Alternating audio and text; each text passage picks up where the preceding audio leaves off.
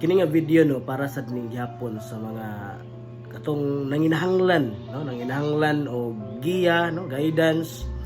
Okay, so medyo pause akong tiyo kay gilantan mo go no. Pero ani siya I don't know if you're aware of this kind of family orientation ba nga ay dapat makutinto lang ta dong dai makutinto lang ta ilan na to palabian og abot ang mga butang nga imposible. Or let's say, ay, okay na tas tong kahimtang ay, ayun lang pag-eskwela. Kuha na lang, kanang marabaho na lang. Or let's say, makakaon lang tagatulong sa usa ka adlaw, okay na na. Ang importante nga, marag-usa ta din ni puyo, di ta magkabuwag-buwag, ug uban pang mga rason, no?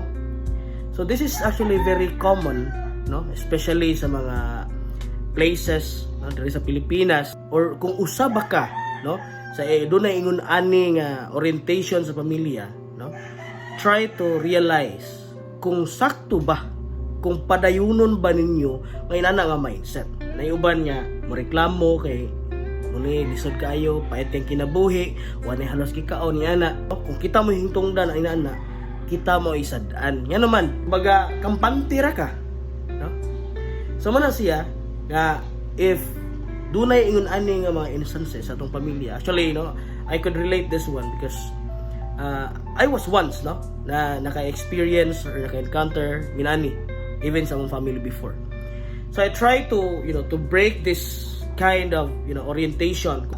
I learned no from the book I read katong Chain of Poverty no. I-try lang ninyo, I don't know if it's available online, no? Chain of Poverty. Muna i-title sa libro. Ang Chain of Poverty, gisulti dito nga, walay sipyat sa mga pangaral sa ginikanan sa atua.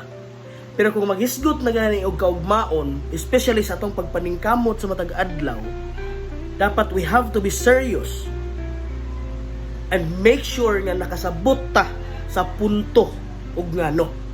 No? Ngayon bang parents nakahuman nag-eskwela lang ilang mga anak ay lang trabaho dito dayo diri na lang ka dong ay na lang trabaho dito diri na lang ka mag-usa ra ta diri. Pero ikaw no isip ikaw ang sumusunod no, are you still kanang contented nga mo stay in aning level sa life, di ba? Muna nga dito sa Chain of Poverty dito gi-emphasize you have to break the chain of poverty by trying yourself the very best version of yourself. Walay laing makatabang sa atong kagalingon kundi kitara. No, makakuha tag mga simpatiya, whatever. Pero ang makatabang sa kagalingon is kitara. So muna siya ako na-realize no sa base sa mga panghitabo no sa life. Actually no sa mga nakailan ako there is like a process. May mga steps kung saan yung abot sa need to undergo test. Mga risk part of your experiences. They are those lessons nga makapahimo nimo nga maayong tao in the future. Sige, atong ibutang. Okay, kung tinto na ta, makakaon na ta katulong sa sakadlaw. Inana. What about sa umaabot? Mao ba na ang imuhang ipasunod sa imong mga anak? Di na ba ka matagaag purpose, masuko na ka. Di ka matagaan og ayuda sa gobyerno, magbagulbul ka. Bisan pa man, maningkamot ta. Dunay mga opportunity, ato ning grab. Even if sometimes we are afraid to try.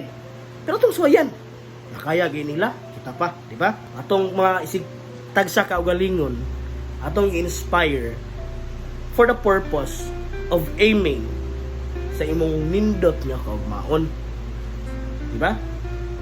So kayo, labi na karong panahon, taas kayong paliton, no? Ang inflation taas kayo, mahal kayo mga paliton karong panahon na, especially bugas, di ba? So di na to ma-blame tanan sa government ang mga panghitabo because dunay mga punto nga kita ra mismo ang makatubag niini. Dapat kaya maginako kaya jud nako isod kay na mayon nga wa pagay kasuway dapoy di ako kaya na madlo ko. Ay, ala na yun. Okay ra na yun. Actually, ginana ang imuhang kinaiya. that is a very poor mindset of you. No? Doon ay poor mindset, less itong poor ng kwarta.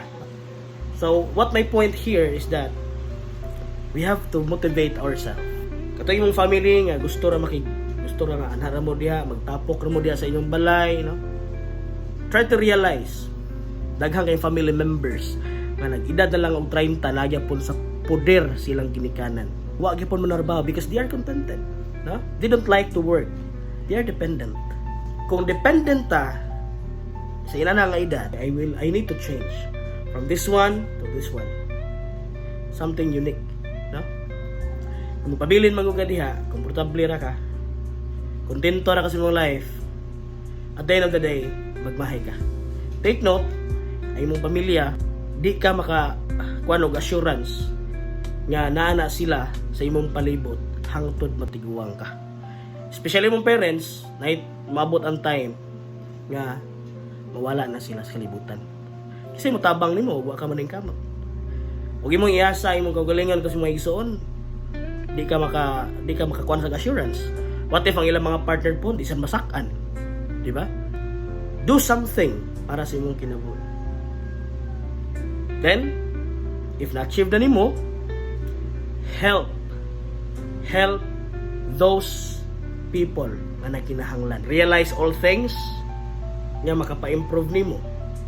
Kumbaga, dito diha dapita nag-ensayo ka to make something nga productive ka. Ayaw pag-stay sa lugar nga kumpante ka. Ayaw pag-stay sa lugar nga murag over-dependent kay ka. Noon na ipanultihon, dili ka makatabang sa usa ka nalumos nga tao kung ikaw mismo di ka kamaw mo langoy. You have to practice, build a foundation of yourself, and then extend your hands, especially to those who are really in need. And that's all for now. And thank you so much for your time watching this short video. I hope you learn, and please share. Thank you, and God bless.